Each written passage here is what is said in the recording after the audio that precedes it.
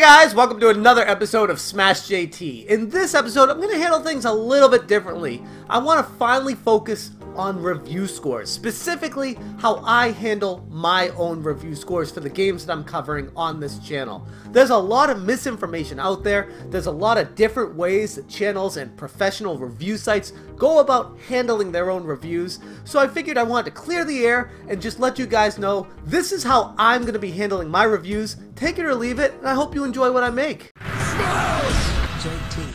As time has passed, gamers have grown accustomed to the basic review, from EGM and GamePro and Nintendo Power, all the way to newer formulas on online like IGN and Gamespot. These were known as the professional review sites that give a basic overview that follows strict guidelines for how they go about each review, including story, graphics, sound, control, and gameplay. Recently, the question has arisen of, do you need to play the entire game prior to reviewing it? And the answers, depending on who you ask, will vary quite widely. And I'm a firm believer of, if a game is bad, the game is bad. Playing that game beyond the point of having a solid grasp of the gameplay will not change this perspective. But what does that mean actually, saying you have a solid grasp of the gameplay of a game in question? That moment in time can happen at a very different point depending on the game you're playing. I've had games where I've played them for a couple of hours and made up my mind saying, this is not a good game. No matter how much further I'm going to play this game, it's a terrible game. I'm not going to waste my time with it, and then move on to another game.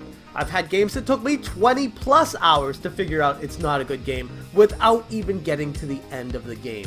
So I don't necessarily want to focus this whole video on saying, do you need to get to the end of a game for a review? But I want to focus on what I look for in making a review. And ultimately, it's how much fun am I having while I'm playing it. And while I'm figuring out how much fun I'm having, I'm trying to figure out the technical aspects of why I'm having that fun. What makes this game special? Are the graphics good enough? Is the sound good? Are the controls high quality? All these things go into making the decision of, am I having fun with this game? And ultimately, how I rank my games as a score of 0 to 10 is how much fun I had with that game overall. Case in point, how I handled my Secret of Mana review. I actually did a first impressions of what my expectations were going into it. I disclosed my bias of how much I loved the original and what I thought this remake was going to bring to the table, and how it didn't necessarily meet those expectations. But keep in mind, at that point, I did not find my critical grasp of what the gameplay entails until much further on, so I wasn't able to make a complete understanding review as to what Secret of Mana totally was with this remake. As I played on, I realized that I was removing my personal bias and seeing the game for what it was, and while it wasn't the greatest game in the world, it also wasn't nearly as bad as I had first thought.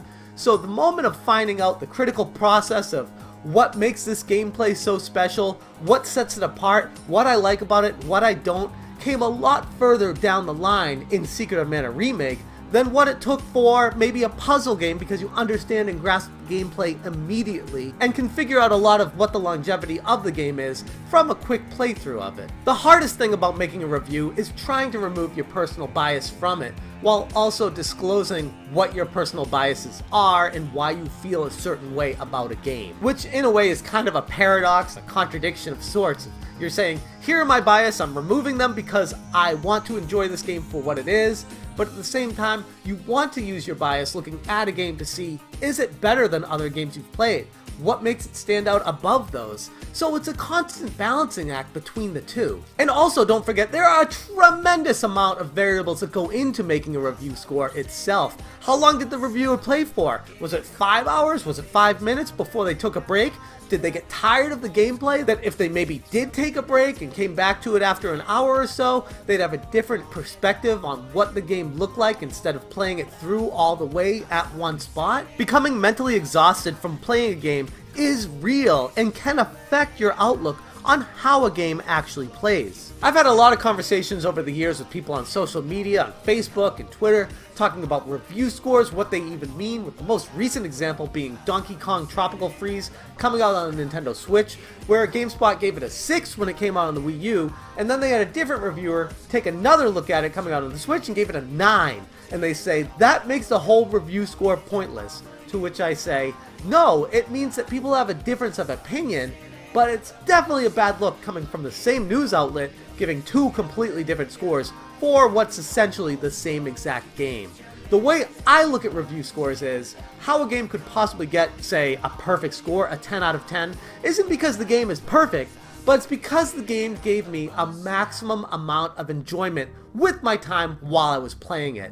And to me, that's the way games should be looked at, because people forget a lot that games are supposed to be enjoyed. We play them for fun. We play them as a way to escape reality. And at the end of the day, if you're giving a game a perfect score, it's because you feel like it's given you the maximum amount of joy and pleasure while you've been playing it. So it's best to find a reviewer or a site that fits your gameplay style, what you enjoy and what you don't. Try to align with that type of reviewer so that you don't play every single game for yourself, because nobody has that kind of time, but that you can get a grasp of what you'd be getting yourself into and kind of align your feelings with, okay, this guy thinks this girl thinks this, I feel kind of somewhere around here, I'm gonna go with this person because I feel like for the most part, they align with what I'm expecting out of games going forward. Smash JT reviews games with the premise of a basic overview. What I like about a game and what I don't. I leave the majority of the game to be experienced by the viewer themselves. I'm not about giving spoilers, I don't want to talk about end bosses of the game. I want you to find that out. My job, the way I look at it, is it worth getting to that point or not? And if it's not, who cares what the end boss is like? Who cares how the game ends? If the game sucks, why are you going to bother playing to that point anyways? The point of my reviews is hoping that the review is helpful in making a decision on if it's the right game for you to play or not.